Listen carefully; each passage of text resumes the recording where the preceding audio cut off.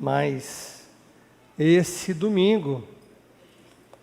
E é uma alegria nós termos essa liberdade de sair das nossas casas, dos nossos lares e nos direcionarmos a esse momento de cultuar, para cultuar o nosso Senhor Jesus Cristo. Nós estamos falando no nosso seminário a respeito do livro de Romanos. Quem esteve aqui no seminário, levanta o braço. Quantos estiveram? E é interessante, o livro de Romanos, até muitos consideram como um tratado a respeito do plano de Deus para salvar a humanidade. De fato, eu não sei se você sabia, mas foi lendo o livro de Romanos que Martinho Lutero se converteu a Cristo e resultou, em todo o processo da reforma protestante, como bem nós sabemos. E olha o que é interessante. E é muito interessante a gente entender o que é que está por trás do livro das Escrituras. E aqueles que estão vindo no seminário aprenderam tantas coisas interessantes a respeito do livro de Romanos. E havia ali na cidade de Roma uma contenda entre dois grupos de cristãos. Os que eram judeus, que haviam se convertido a Cristo, e também os gentios, que haviam se convertido a Cristo. E esse foi o principal motivo que inspirou o apóstolo Paulo a escrever este livro a respeito da justificação, porque tinha uma grande dúvida. E aí? E agora? Nós vamos guardar as tradições da lei? Vamos guardar o sábado? Vamos se abster de alimentos considerados pela lei impuros? Ou seja, comer apenas kosher, esse é o termo utilizado, que são aqueles alimentos considerados cerimonialmente puros. Vamos nos circuncidar? E foi nesse contexto que o apóstolo Paulo, primeiramente, mostrou que todos nós, independente de serem judeus ou gentios, e quando a Bíblia se refere a gentios, é uma expressão muito bem conhecida dos judeus, ou seja, todos aqueles que não eram judeus, todos nós, independente de onde nascemos, por causa do pecado de um homem, Adão, todos nascemos no pecado. É importante nós entendermos isso. E aí o apóstolo Paulo, ele traz à tona o exemplo de Abraão, para mostrar que, na verdade, a justificação não é pelas obras da lei. E como exemplo, ele remete lá ao livro de Gênesis, onde mostra que Abraão creu em Deus, e isso lhe foi imputado como justiça. E aí ele traz que estes que vão fazer parte dessa nova família, agora uma família multiétnica, porque não é uma família formada apenas por um povo, mas por todos, que pela fé se entregaram ao Senhor Jesus. E olha que interessante, esta família, estas pessoas agora vão ter uma vida transformadas. Isso é muito importante nós compreendermos. O Evangelho de Cristo, quando entra em nossos corações, ele nos modifica completamente. E aí que entra o capítulo 12 ao 15 do livro de Romanos. E nós vamos olhar hoje uma pequena parte do início do capítulo 12. Porque já que nós estamos em Cristo, acorde, as nossas vidas, elas mudam completamente. A transformação, ela se torna uma realidade. E olha o que é interessante, já que estamos tendo vidas transformadas, e hoje nós vamos falar de relacionamentos transformados. É disso que eu quero conversar com você, nesse domingo à noite. E para isso eu quero que você abra a sua Bíblia no capítulo 12 de Romanos. E hoje eu estou usando aqui a minha Bíblia digital no meu celular. capítulo 12, nós vamos observar os versos 1 e 2. Capítulo 12, versos 1 e 2. Diz assim: rogo-vos, pois, irmãos, pela misericórdia de Deus, que apresenteis o vosso corpo por sacrifício vivo, santo e agradável a Deus, que é o vosso culto racional. E não vos conformeis com este século, mas transformai-vos pela renovação da vossa mente, para que experimenteis qual seja a boa, agradável e perfeita vontade de Deus. Primeiro relacionamento que nós vamos encontrar aqui, porque estamos falando de relacionamentos transformados. E o primeiro relacionamento que nós vamos falar, e aqui nós enxergamos claramente o apóstolo Paulo sendo usado por Deus nesses 2 primeiros versículos.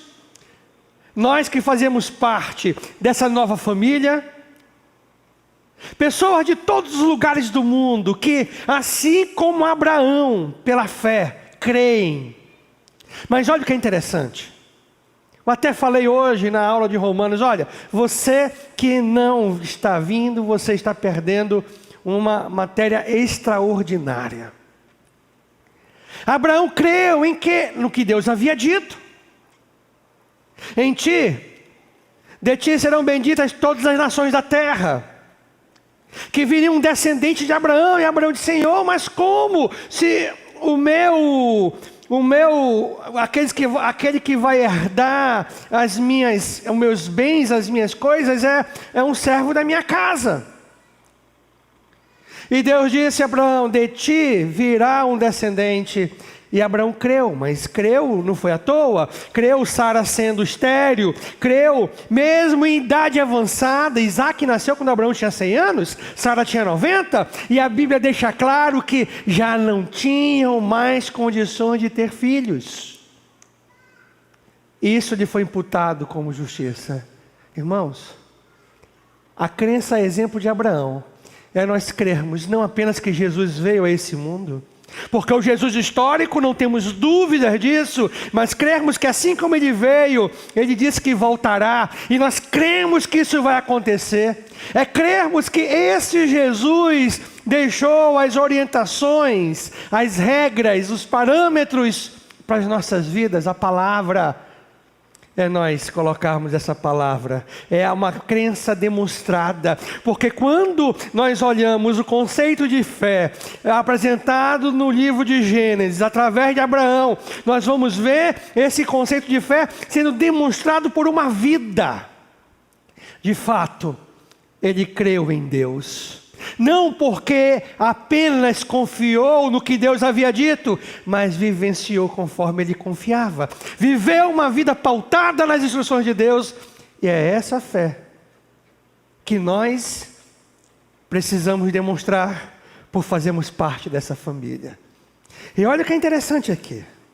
Nesse primeiro relacionamento, o relacionamento com Deus, esse é o ponto 1 da nossa conversa.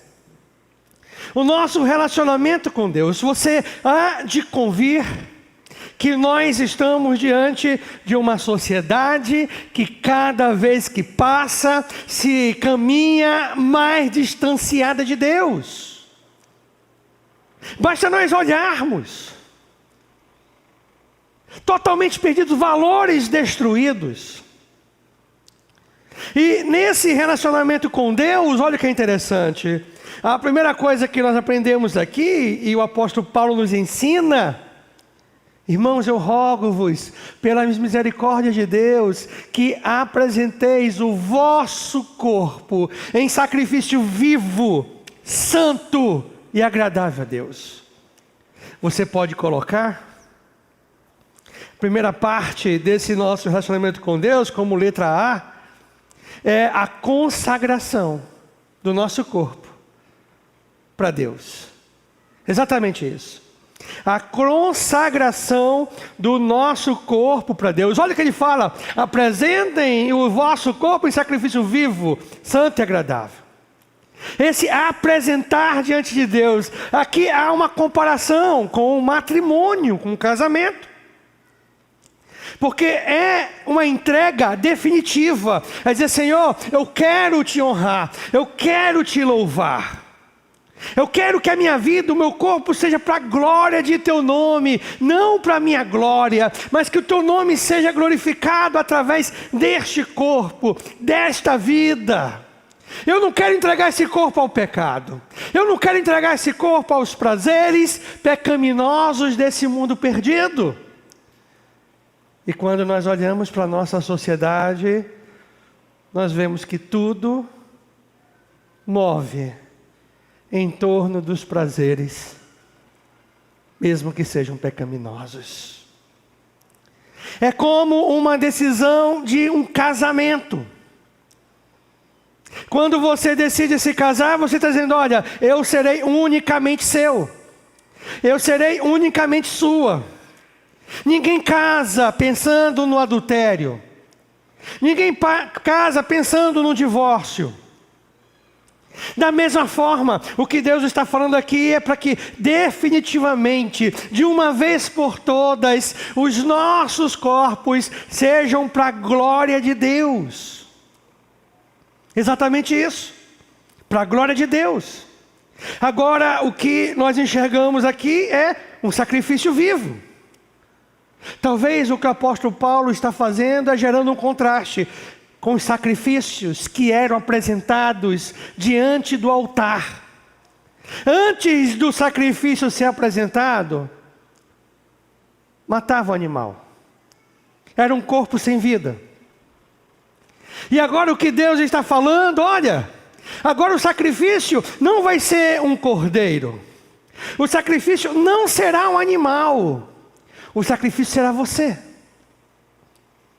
Porque aquela cerimônia, a lei cerimonial do sacrifício, das festas, tudo apontava para o Messias, para Jesus. E aqui no livro de Romanos fala que a lei se cumpriu em Cristo.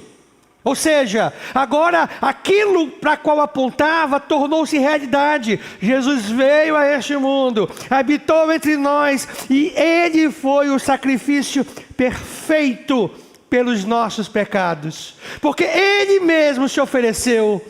E Ele sendo Deus, sendo perfeito, não tendo pecado nenhum, então Ele é ao mesmo tempo o sacrifício e o sumo sacerdote perfeito.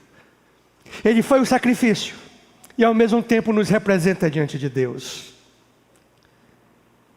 Não preciso mais de animais imolados, sendo sacrificados pela expiação dos pecados, porque Cristo já veio a esse mundo. Mas o que o apóstolo Paulo está falando agora aqui para a gente, é que eu e você, temos que nos oferecer a Deus, diante de Deus, nos apresentar diante de Deus vivos.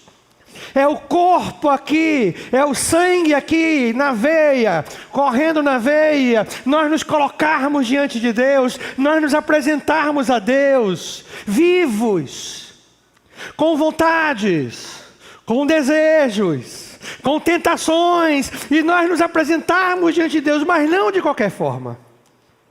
Porque olha o que ele diz: sacrifício vivo, santo. Você está entendendo? Meu irmão, nós não podemos caminhar na mesma direção que esse mundo perdido está caminhando. E o grande desafio, preste atenção para o que eu vou lhe falar. O grande desafio da igreja de Cristo, nesses últimos momentos, é não permitir que os valores perdidos desse mundo, que o modismo que tem vivido esse mundo, contamine os nossos corações, se torne referência para as nossas vidas. Porque o sacrifício que Deus quer que a gente apresente a Ele é santo. É santo. Mesmo que nós estejamos diante de um mundo perdido.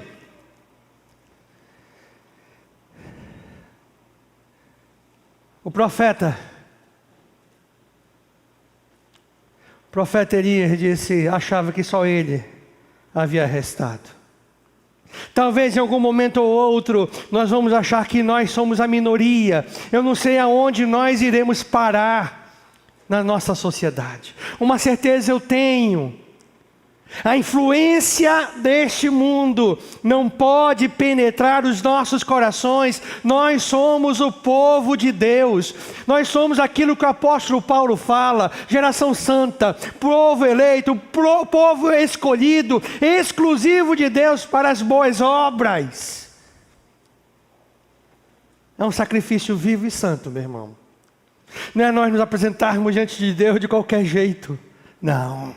A mesma cobrança que Jesus fez, aquele povo que escutava o seu discurso, as suas palavras, é o que Ele cobra de mim e de você hoje. As mesmas advertências que a igreja do primeiro século recebeu, nós recebemos hoje, porque esta palavra não muda. Passarão céus e terra, mas as minhas palavras não passarão. As mesmas verdades aplicadas no primeiro século, há praticamente 2000 anos atrás, são aplicadas hoje. Não é porque nós estamos num mundo onde mudar de casamento, mudar de parceiro é como mudar de roupa, que nós vamos fazer a mesma coisa. Deixa eu dizer para vocês aqui, mulheres, se valorizem.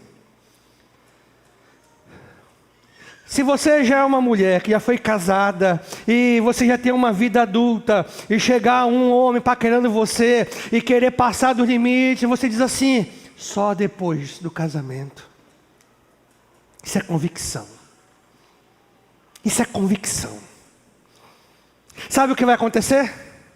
Ele vai dar um jeito para casar com você. Você entendeu? Vai dar um jeito.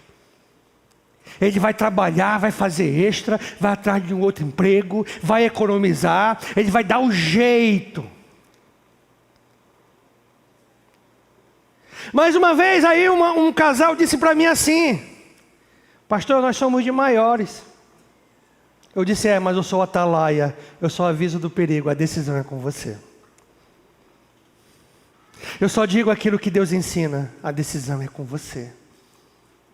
Nós precisamos entender que nós precisamos apresentar os nossos corpos a Deus em sacrifício santo. Não é porque vivemos num mundo perdido que nós vamos caminhar na mesma direção, de forma nenhuma. Pelo contrário, é um sacrifício vivo, mas santo, diante de Deus. Nós não podemos nos apresentar diante de Deus com as consciências culpadas por pecados praticados, por erros cometidos, por estar vivendo uma vida dúbia ou dupla. E Deus conhece nosso íntimo. Deus conhece. Deus acompanha cada detalhe em nossas vidas. Ele enxerga todas as coisas em nossas vidas. E olha o que ele fala aqui, a igreja de Romanos. Vamos voltar um pouquinho aqui, alguns capítulos. Vai lá no capítulo 6. E deixa eu dizer para você uma coisa. Sabe por que às vezes, olha só, mulher, sabe por que às vezes os homens não querem casar? Porque ficou fácil. Ficou fácil. Quando a jovem dizia assim, não, vai pegar uma tapa. E você dá de lá, eu dou daqui, pode vir comigo. Rapidinho dava um jeito e casava. Vocês lembram disso, não era assim?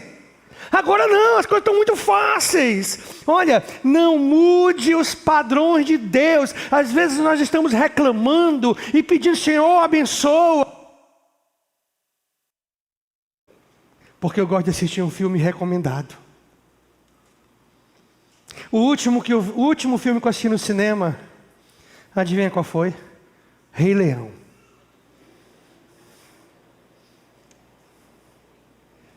E agora eu estou querendo ir novamente, O Som da Liberdade. E eu acho que antes do Rei Leão, eu nem lembro a última vez que eu fui ao cinema. Quase eu ia ao cinema para assistir o filme a respeito do desenvolvimento da bomba nuclear. Não teve um filme recente sobre isso? Ou é exatamente esse filme mesmo. Não vou falar o nome para não errar aqui. E aí eu conheço a história, já li muito sobre isso, sobre essa história. Eu acho muito intrigante e curiosa. Mas quando me falaram, pastor, tem uma cena que acabou com o filme. Se não vou. Nós somos responsáveis por aquilo que entra nos nossos olhos, por aquilo que nós olhamos. Nós somos responsáveis, é nós nos oferecermos a Deus em sacrifício vivo, é o nosso corpo todo, é aquilo que nós vemos, é aquilo que nós falamos, é aquilo que nós escutamos. Às vezes eu acho que falta um pouco para o povo de Deus, falta convicção. Às vezes nós temos muito receio de nos indispormos com as pessoas. Aí nós estamos lá naquela roda no trabalho, a pessoa começa a contar uma piada e é imoral. Aí a gente começa a rir. Não, meu irmão, levante a sua bandeira. Levante a sua bandeira. Quando você vê que não vai vencer, dá licença um pouco aqui. Não precisa você dizer o porquê. Não precisa. O sal, ele é bom quando está na medida certa. Sal demais estraga. Não precisa você dizer porque vocês são pecadores, porque vocês são ímpios, porque vocês são gentios. Não, só diga assim, olha, dá licença um pouquinho, eu vou fazer outra coisa. Mas não deixe porcaria entrar pelos seus ouvidos. Não participe do pecado dos outros, dos pecados alheios. Não participe. É nós honrarmos a Deus com as nossas mãos. Com as nossas mãos. Não permita que as mãos do seu namorado atravessem ou vão em lugares delicados, lugares que tem que ser guardado para o casamento do seu corpo. Você tem que criar uma regra depois do casamento. Isso aqui é para depois do casamento. Isso aqui é para depois do casamento. Há um tempo atrás, eu fui aconselhar um casal. Há uns 5 anos atrás, eles já iam se casar. Aí estavam se abrasando. Eu olhei para a jovem e disse: é que eu tenho medo de não deixar eles não querer mais casar comigo. Cadê a convicção? Cadê a convicção? Nós estamos aqui por causa de um casamento? Nós estamos aqui e só seremos felizes, nos sentiremos realizados se nós nos casarmos? Ou se nós glorificarmos a Deus com as nossas vidas? São pessoas que depois que se casam, são tristes, porque não entenderam que o casamento é apenas para ajudar você a glorificar a Deus com a sua vida. É convicção. Que os nossos pés façam com que nós fujamos do pecado. Fujamos do pecado. Se você sabe o perigo está ali, então fique longe do perigo. Olha, preste atenção. Você se conhece. Você sabe quais são as suas limitações. Você sabe quais são as suas tentações. Então, se você sabe, e por que você fica rodeando? Sabe, fica ali rodeando o pecado. Não, eu estou bem. Só dá uma brechadinha, eu estou bem. Você vai cair. Você vai cair. Você vai tropeçar. E eu oro a Deus. E se você for filho, Deus faz assim. Para Deus sentar a mão em você. Só em pensar no erro. Só em pensar no erro. Há um tempo desse atrás eu aconselhei um casal. Que ele pisou na bola. Rapaz, mas Deus sentou-lhe a mão. Tão forte. Que eu disse assim, graças a Deus. Esse é filho. Deu um vacilo, rapaz. Rapaz, o negócio foi feio. Um vacilo, o negócio foi feio. Já chegou a viatura da polícia, já pegou, já levou, já foi preso. Ainda perguntei assim, tu dormiu na prisão? Ele disse, não, se eu conhecesse o delegado, eu ia deixar ele a noite toda, para aprender. Ainda de manhã eu quero ser a primeira pessoa que ele vai ver, que eu vou olhar assim para ele, seu pecador.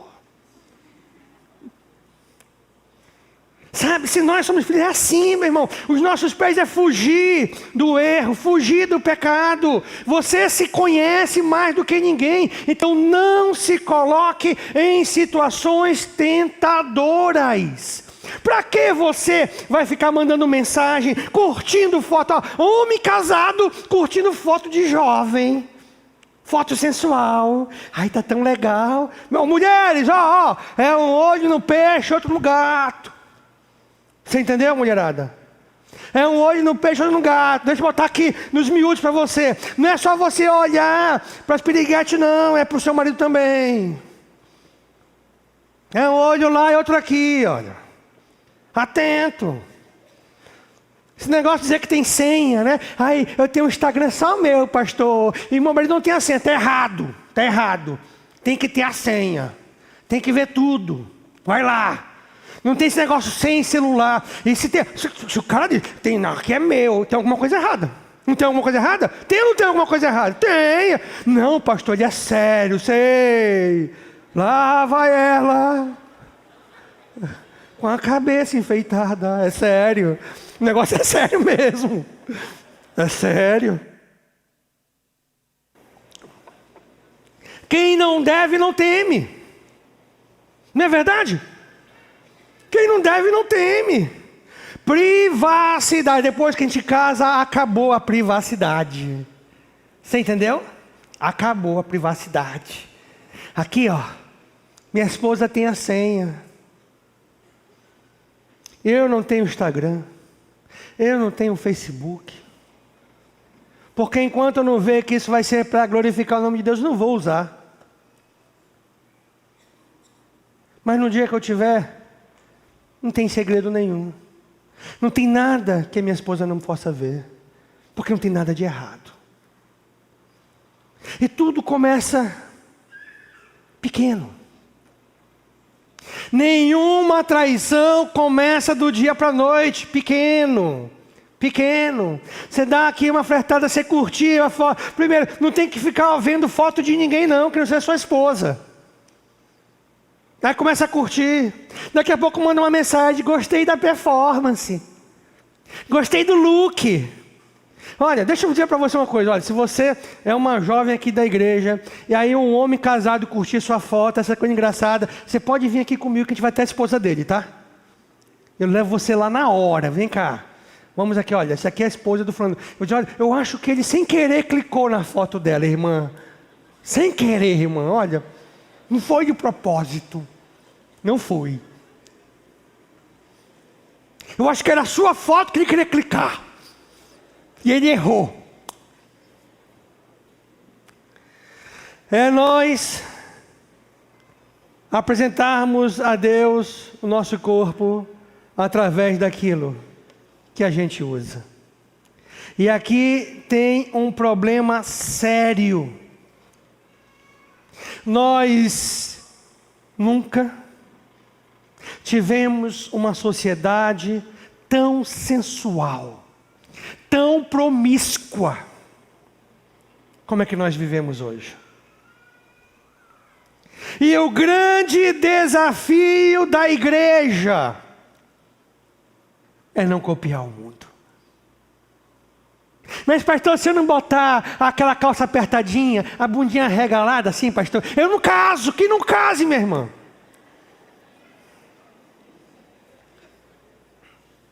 Aí quando vai botar a roupa, aí tem que só ir no espelho e ver se está regalado, se está arrebitado atrás. Que é isso? Está vendo como o negócio é sério? O negócio é sério. Ele tem que colocar a roupa e olhar no espelho. E aí, senhor, tá boa essa roupa? Tá legal essa roupa? Anda com uma roupa tão apertada que tem que andar assim, olha. Se andar, se abrir, rasgou. Se der um passo mal, rasgou o negócio. Eu fico imaginando como é que tem irmão que consegue subir em um ônibus. Acho que não dá para subir, tem que sentar e levantar, porque não dá, tão apertado que está. E sabe, irmãos, nós precisamos ter esse cuidado. E deixa eu abrir um parênteses importante para você aqui. Não é só quando você vem à igreja, não. É na segunda. É quando você vai para a escola. É quando você vai para o trabalho. É quando você vai para a festa. Em todos os lugares. Você tem que ser um sacrifício vivo, santo e agradável a Deus. Em todos os lugares. Em todas as áreas da sua vida, um sacrifício vivo, santo e agradável a Deus. Aí tem aquele vestidinho vácuo. Sabe que é o vestidinho vácuo? Parece que bota o vestido e chupa. Porque gruda tudo, não é? Tem que andar até assim, porque não tem como ser um passo maior do que esse. Vai para onde, irmã? Vou para a igreja. Você entendeu? Olha como nós estamos nos influenciando pelos valores do mundo, por esse mundo perdido. Nós não podemos deixar que isso aconteça. Uma transformação que não se estende ao corpo não é conversão, é ilusão. Se nós começamos de fato uma nova vida em Cristo Jesus, nós vamos refletir isso para as pessoas que estão fora. Nós vamos, através do nosso corpo. Quando nós olhamos aqui, ele falando, né? Ofereçam os vossos corpos em sacrifício vivo, santo, agradável a Deus. Esse é o culto racional de vocês. Deixa eu dizer para você o que está falando. Esse racional, esse é o culto aceitável. Esse é o culto lógico, de bom senso. Entenda, culto a Deus não é domingo. A gente sai das nossas casas, vou para o culto a Deus é todo dia. Quando você acordar de manhã, hoje é o meu culto ao Senhor. Quando você for para a escola, é o meu culto ao Senhor. No trabalho, é o meu culto ao Senhor. Dirigindo, é o meu culto ao Senhor. Na rota, é o meu culto ao Senhor. Em todo lugar, é o culto do dia a dia nós sermos verdadeiros sacrifícios, vivo, santo, agradável a Deus. É isso que a gente está falando. Não é só quando você vem para a igreja. É no seu dia a dia. É lá no seu trabalho. É lá na festa que você vai. E sabe, está tão absurdo que eu fui convidado com a minha esposa para uma festa um tempo desse atrás. Aí nós sentamos numa mesa e ficamos com as pessoas na mesa. Meu irmão, eu até estava constrangido em olhar para frente, porque era um decote que só estava o mamilo escondido, o resto tudo aparecendo. Eu estava constrangido de olhar, sabe, ali, rapaz, mas que absurdo. Eu tinha que ficar conversando com o pessoal do outro lado, porque é tão absurdo. E pior de tudo, nós, em vez de sermos luz, nós estamos permitindo que as trevas abafem a nossa luz, porque estamos copiando. Estamos copiando o mundo. E não é isso que Deus quer. Deus quer que sejamos um sacrifício vivo, santo e agradável a Deus. Talvez aquilo que eu disse é um contraste àquelas cerimônias conhecidas. De chegar diante do altar e colocar o animal morto. O que Deus está dizendo, olha, não tem mais animal morto. Agora é você, só é que esse cara aqui, é você aí, é você que vai se oferecer a Deus em sacrifício vivo, mas não de qualquer forma, santo. É isso que é agradável, é disso que Deus se agrada. E não é que você não vá falhar, mas quando você falhar, ó Deus, me perdoa, eu não quero ser um sacrifício pecaminoso. Eu não quero oferecer no altar, um sacrifício infame, não. Me perdoe, Senhor. Aprenda uma coisa, o rito não pode substituir a essência. Quando nós olhamos na história da igreja, chegou um momento, na Idade Média, em que o rito, eram tantos ritos, tantos rituais, a liturgia da adoração que perdeu a essência. As pessoas pararam de adorar com as suas próprias vidas o Senhor Deus. Os ritos tomaram lugar, tomaram conta. Não, é nós sermos o sacrifício. Mas tem uma outra parte que nós olhamos aqui, nesses 2 versos, que nós lemos juntos. E nós podemos colocar como letra B, porque a letra A é consagração do corpo. A letra B, coloque aí, mentes transformadas. Porque ele diz assim: e não vos conformeis com este século, mas transformai-vos pela renovação da vossa mente, para que experimenteis qual seja a boa, agradável e perfeita vontade de Deus. Volte para a primeira parte do versículo. Coloque a primeira parte do versículo na projeção, por favor. Desse versículo 2 do capítulo 12. Só a primeira parte. Isso. Aqui nessa primeira parte: rogo-vos, pois, irmãos, pela misericórdia de Deus, que apresenteis os vossos corpos por sacrifício vivo, santo e agradável a Deus, que é o vosso culto racional. E agora, o verso 2, a primeira parte do verso 2. Isso. E não vos conformeis com este século, mas transformai pela renovação da vossa mente. Já tinha achado que tinha dado um bug na minha cabeça aqui, porque eu anotei uma coisa e era outra. Mas e aí? Isso, deixa aí. Primeira parte. Tem 2 palavras que são importantíssimas nessa primeira parte do verso 2, que se opõem, que dá todo o significado para esse versículo. 2 palavras. Eu tenho certeza que você consegue identificar essas 2 palavras. É conformação e transformação. Essas são as 2 palavras. Conformação e transformação. Conforme. Daí que vem a forma. O mundo apresenta uma forma para a gente. É um molde. Já pode tirar o versículo, obrigado. É um molde. E aqui o apóstolo Paulo, usado por Deus, deixa muito claro: não vos conformeis com este século. O que ele quer dizer? Com este mundo, com os valores deste mundo e a forma que o mundo apresenta. Você entende muito bem. Quando você faz um bolo, ele fica ao molde da forma.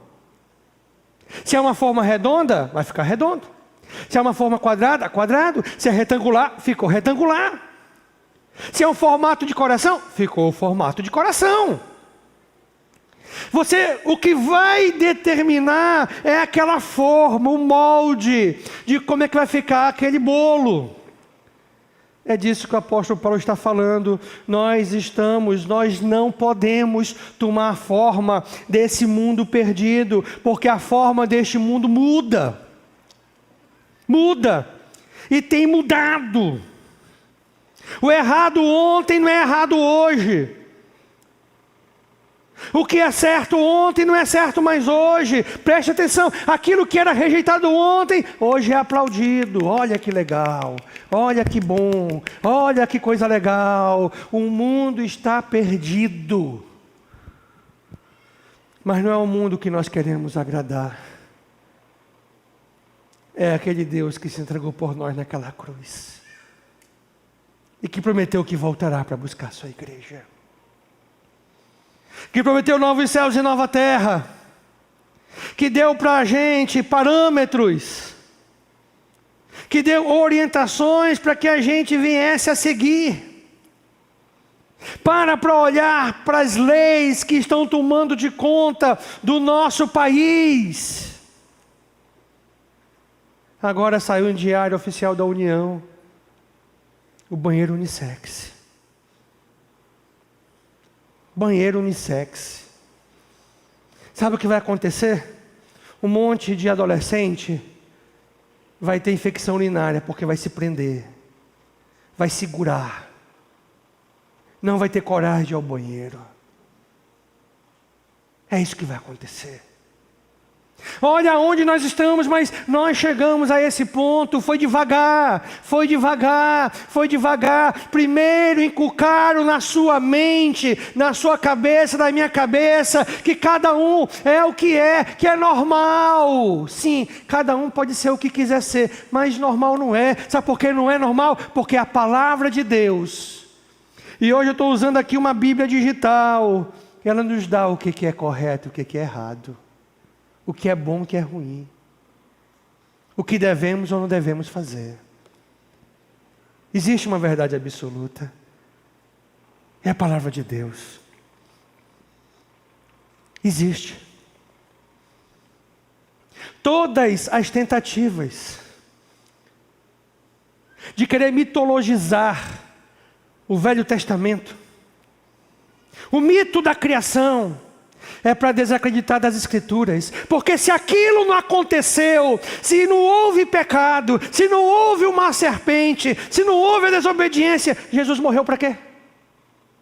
Você entendeu? Morreu para quê? Se o dilúvio não aconteceu, quem garante que a novos céus e nova terra vai acontecer? Então sempre uma tentativa de mitologizar. Não, aquilo foram fatos reais, aconteceram de fato. Porque isso aqui é a palavra de Deus. É a palavra de Deus. Irmãos, nós não podemos nos conformar a esse mundo. Não é porque o mundo aplaude que nós vamos dizer está certo. Não, de forma nenhuma. Nós estamos agora, tudo indica que vai ser aprovado. Olha que interessante. O aborto até a 12ª semana de vida é o maior genocídio da história. Não quer ter filho porque ficou grávido. Não quer ter filho porque ficou grávida. E está grávida, não foi esperado. Mas olha como é interessante. Olha como as coisas são sutis. Olha a sutileza. Primeiro aprovar o seguinte: se foi uma gravidez por um estupro, então você pode tirar. E tem gente que aplaude. Deixa eu dizer para você uma coisa. Aquela vida tem culpa de um homem cruel ter feito o que fez? Se você não quer aquela vida, tem quem queira. Deixa nascer e coloque para adoção. Ou nós dizemos que tudo coopera para o bem daqueles que amam a Deus só quando vai bem. Quando está ruim, não coopera não? Acorde. Acorde que tudo faz parte de um plano. Tudo faz parte de um plano. E nós chegamos a esse ponto porque tiveram as prerrogativas, o que veio anterior. Se é uma gravidez e tem um risco de deformação, então você pode tirar. Será que Deus não quer usar aquela criança para fazer de você uma pessoa melhor? E deixa eu dizer para você, eu conheço um caso de que estava tudo normal na gestação, feto perfeito. Na hora de nascer, o médico se enrolou e ficou alguns minutos sem oxigênio no cérebro da criança. Ficou especial. E agora vai matar a criança? Porque não quer ter trabalho? Cadê a soberania de Deus? Cadê a confiança em Deus? E agora estão dando um outro passo. E sabe qual é o outro passo? Eu escolho se eu quero ter ou não. Eu escolho o que eu faço com o meu corpo. Você escolhe, e você deveria escolher se quer engravidar ou não. Mas se engravidou, agora tenha. É um assassinato. É um assassinato. Nós não podemos fechar os nossos olhos para isso. Isso é um assassinato.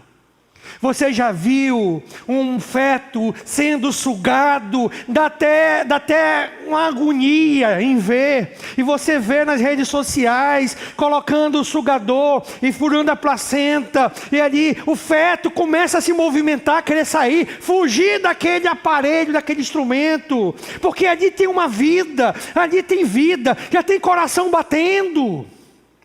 Meu irmão, a vida, ela acontece no ato da fecundação. E a prova disso é que já começa a haver uma multiplicação celular. É porque já há um organismo. Já há um organismo com plano próprio. E se multiplicando. E daqui a pouco vem os órgãos. Olha onde nós chegamos. Preste atenção. Não se surpreenda. Daqui a pouco pedofilia não é mais crime. Daqui a pouco pedofilia não é mais crime. Já tentaram passar leis para descriminalizar a pedofilia. Sabe por que fizeram tanta barbuja para que esse filme não saísse, Som da Liberdade? Porque ele denuncia um caso verídico de pedofilia. E é triste. É triste. É triste ver crianças sendo abusadas. Nós não podemos nos conformar a esse mundo perdido. Nós não podemos. Nós não podemos nos amoldar a este mundo. É o contrário, em vez de nós nos amoldarmos a este mundo, é nós nos transformarmos pela renovação da nossa mente. E aí é um trabalho feito pelo Espírito de Deus. Quando nós entregamos a nossa vida a Cristo, fazemos parte dessa nova família, é o Espírito de Deus que ele vem mudar o nosso coração. O coração não é esse órgão aqui não, não é a mente aqui, esse cérebro, não, é o nosso íntimo, é o nosso ser interior. É aquilo que não é físico. É além do corpo. E nós somos moldados. É transformação. É nós sermos novas pessoas. Deixa eu dizer para você uma coisa. Se você se entregou a Cristo, a sua vida continua do mesmo jeito e não teve mudança. Olha, eu vou dizer para você o que o apóstolo Paulo falou para a igreja de Corinto. Verifique se de fato o Espírito de Deus habita em vocês. Porque não dá. Não dá. Quando nós estamos em Cristo, nós não nos conformamos com esse mundo, mas somos transformados dia após dia, momento após momento. Há uma transformação de dentro para fora, e aquilo que nós somos lá dentro, nós vamos resplandecer no nosso corpo, com as nossas palavras, com os nossos gestos, com as nossas atitudes. Nós não podemos, meu irmão, nos conformar a este mundo e pegarmos a forma deste mundo. Deus nos chamou para sermos diferentes. Deus nos chamou para nós levarmos a luz de Cristo nesse mundo, refletirmos Jesus neste mundo. Eu fico olhando, vem tanto modismo. Mas deixa eu dizer para você, adolescentes, os jovenzinhos, faça parte do povo de Cristo. Eu lembro quando começou aquela onda de jogadores de futebol, aí começa a pintar cabelo, aí um monte de adolescente jovem pintando cabelo. Por que você faz isso? Vou dizer para você uma coisa importante. Sem colocar juízo de valor. Por que você usa piercing? Por que você usa brinco? Por que você faz tatuagem? É para a glória de Deus? É para a sua própria glória. Aí eu lembro naquela época que veio os emos, né? Eram os jovens, tudo de preto, vestido desse calor, meu irmão. Tudo de preto. Aí cabelo assim para o lado, né? Aí passava assim, aquela coisa, né? Aquela lambida de vaca. E ali para o lado, aquele cabelo, aí caía assim um pouquinho, olha assim um pouquinho. Aí andava com tênis All Star, com a mochila.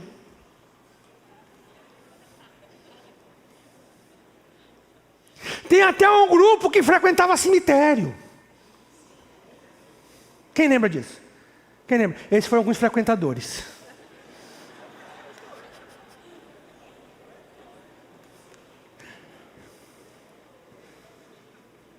Sabe, aí fica, nós temos tanta, olha só, adolescentes, acordem, jovens, nós temos tanta necessidade de aprovação, que nós queremos nos conformar a este mundo. Mas deixa eu dizer para você uma coisa importante. Receba a aprovação de Deus, não dos homens. Se alegre no Senhor. Não nesses modismos passageiros desse mundo perdido, a qual nós fazemos parte, não. Se alegre no Senhor. É nós nos transformarmos, não nos conformarmos, não é tomarmos a forma desse mundo, não, ao contrário, nós sermos transformados. Sermos transformados. Não seja um vai com as outras. Não seja aquele que vai com os outros. Não. Tenha personalidade. Tenha brio. Não dependa da aprovação dos outros. Aí lá na escola, aí todo mundo fica ali, né? Olha, saia sorrindo, meu irmão, alegre. Porque isso é sinal que você está agradando a Deus. Porque não tem como servir a dois senhores. Ou você vai agradar um, desagradar o outro. Se o mundo está reprovando você, isso é bom sinal. Você está agradando a Deus. Nós temos que querer a aprovação de Deus, não do mundo. Não é viver por esses modismos passageiros. Sempre a pergunta que tem que ser feita: por que vai fazer isso? Por que vai fazer isso no cabelo? Para que você vai usar essa roupa? Para quê? Por que você vai fazer essa tatuagem?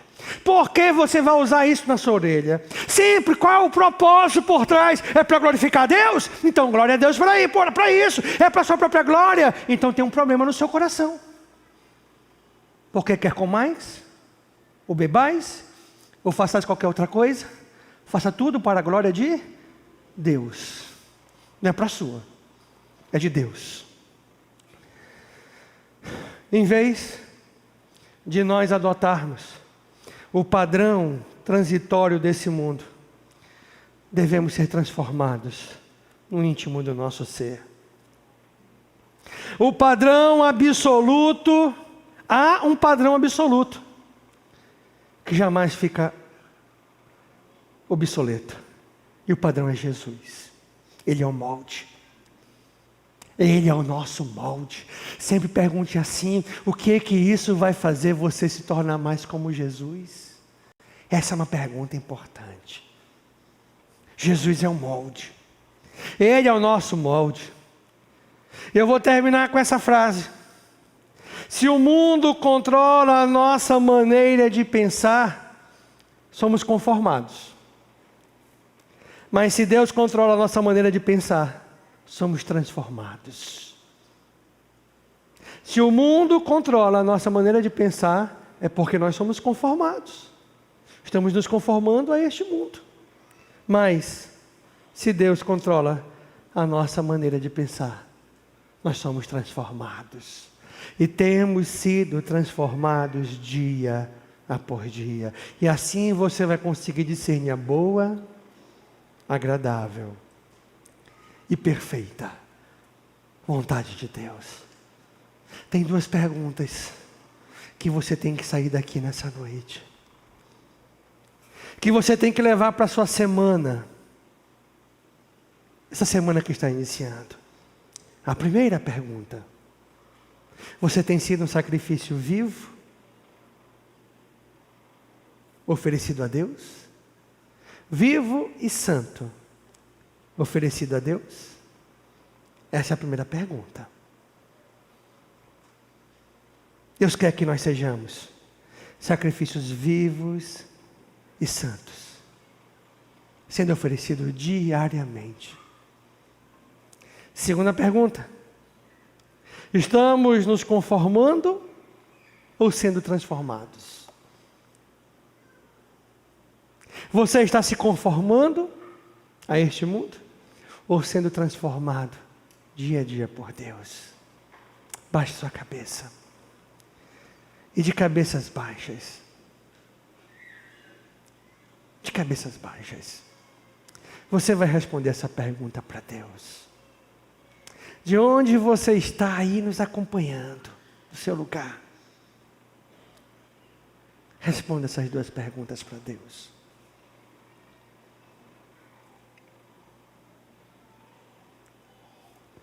E não basta responder. Talvez você precise dizer assim: Senhor, eu tenho falhado aqui.